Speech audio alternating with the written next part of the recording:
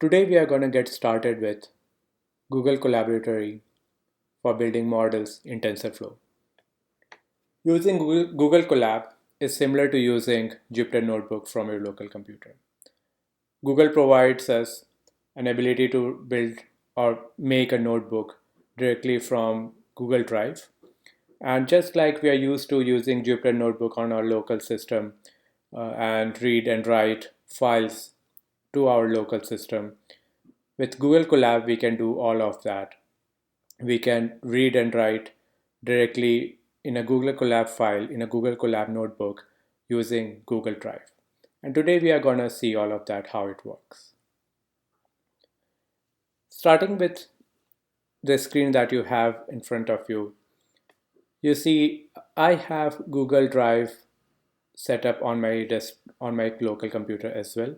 Here I am on my website, on my drive.google website, and Google is also suggesting to get Drive for desktop. If you do not have it already, I recommend you download it and install. I already have it. So what I see on the drive.google website, I will have same thing on my local as well. And if I do any change here, it will automatically get synchronized on Google Drive and vice versa. Most of us use some sort of cloud storage, so we must be quite familiar with this kind of synchronization system. But today we are going to learn how this helps for uh, building codes in Notebook and also training them. Why I mentioned training is if I work entirely on my local computer, I will be using my local compute power to train the model, but using Google Colab, I use the Google's cloud computing facility to train my model. That eases the load on my system. So we see here we have a IPYNB file, which is a notebook file. I have it on the local, and as I said, we will also have it on drive.google as well. Now I can start this file from local by,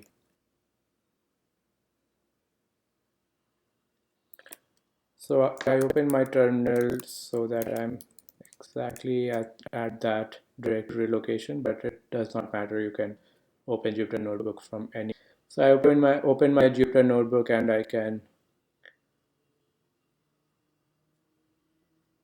can open my notebook file here and do whatever I want to do. Or what I recommend and what I do now is instead I open my notebook file directly from Google Collaboratory.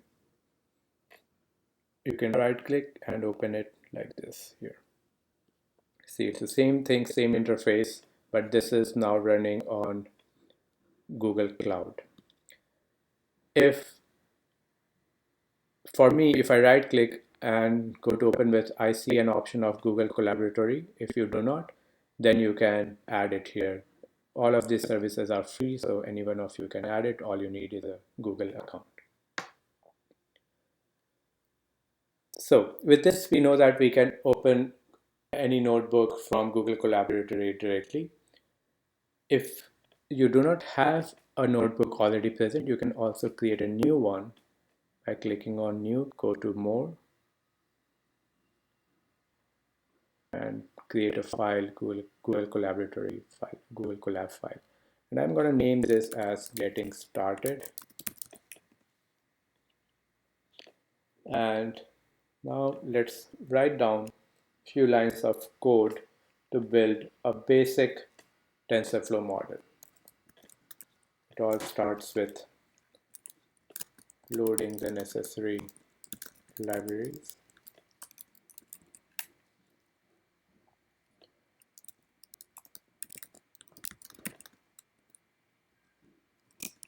So if you are unclear on how I know where these are present, what I do is I go to the TensorFlow website.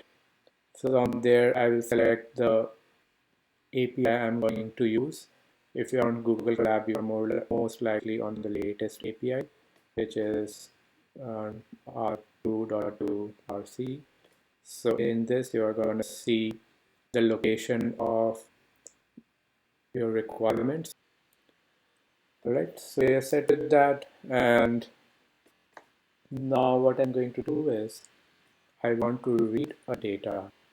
Now let me show you how this works. If I go inside my directory, by the way, you see I created a getting started IPynb file here, and this was automatically synced to my local. Now let's go to data folder. Inside data folder, I have a file sample data.csv, which looks something like this.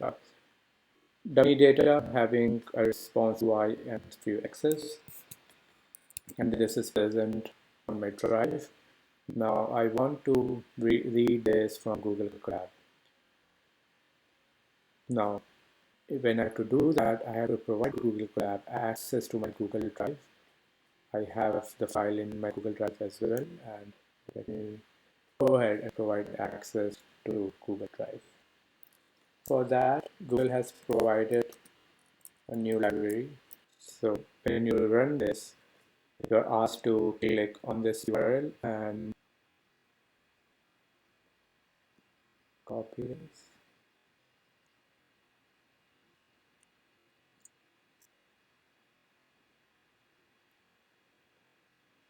Enter the authorization code, press enter, and just take a moment.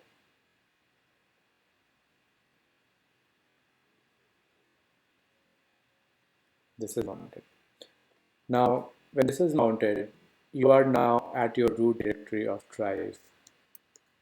If I do a pwd, by the way, you can run any command line command from Notebook, from Google Colab Notebook, just by having an exclamation mark at the beginning. By the way, you can do it from traditional Jupyter Notebook as well. So I want to see where I am right now, and I do a pwd, and I see this slash content, which means I'm at the root directory. You can stay in the root directory, but I rather like to set my root to my current working directory. That makes it easier for me to give relative address for my file locations. So I'm gonna put down my current directory here, and then we import the OS library, and then using OS you can do.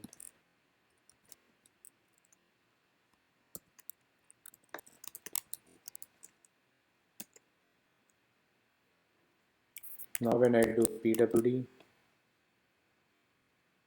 I get my current location.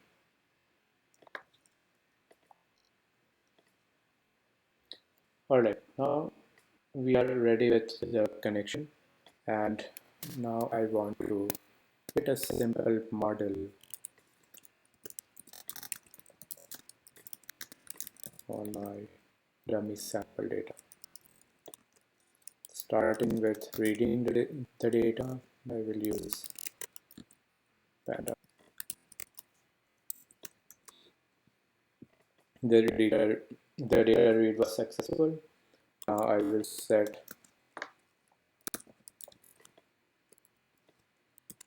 x and y, standard set of codes.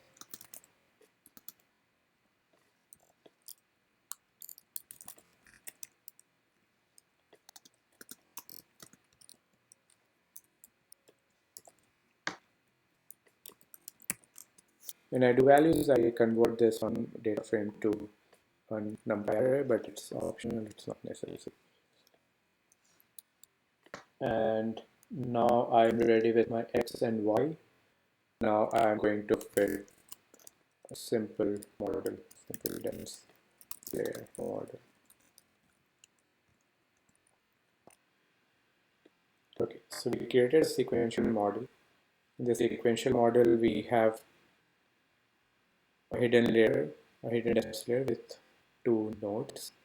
The input shape is basically the shape of my x, the number of features on it, which is given as here, and It's a tuple. The input shape has to be a tuple where the first element is number of features and the second element is batch size. But when we do model and fit, the the TensorFlow model automatically determines what's the batch size. So we do not need to define the batch size, which is the second element of this tuple. And for the subsequent layers, it automatically determines the input shape based on the output of the prior layer. So you do not need to define the input shape anymore for the subsequent layers. And one more thing on the output layer, this is the output layer, and this is the dead-end layer.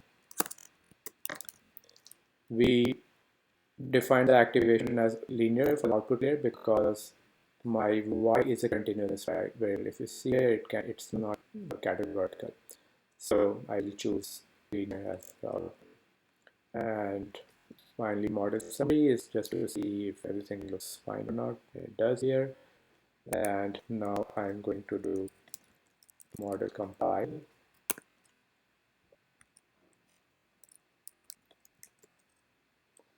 In model compile, I set the optimizer as Adam. That's my default choice again. It's one of the most robust optimizer.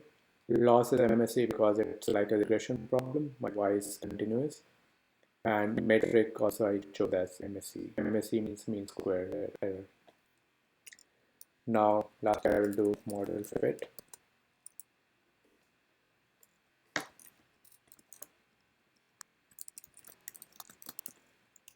I store the model fit into an object history because I will use this object history to evaluate my model. All the outputs of the model is stored in history. Now I'm gonna run this and not just fitting the model.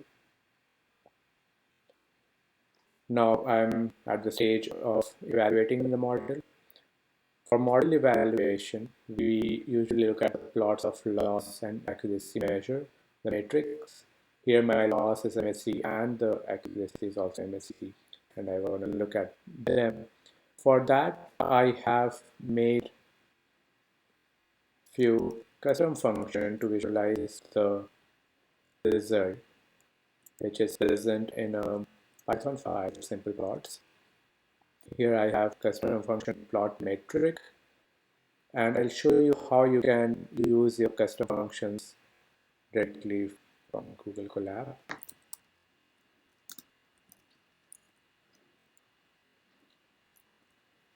So let me show you the structure one more time. You see that simple plots is within the directory utilities. So you want to go back here, and this is how you provide the address utilities.simpleplots, and I'll give it a simple name. Now you have it, and here is how you want to use the functions present inside simple plots. It's automatically showing. I want to use plot metric, and model history is equal to history.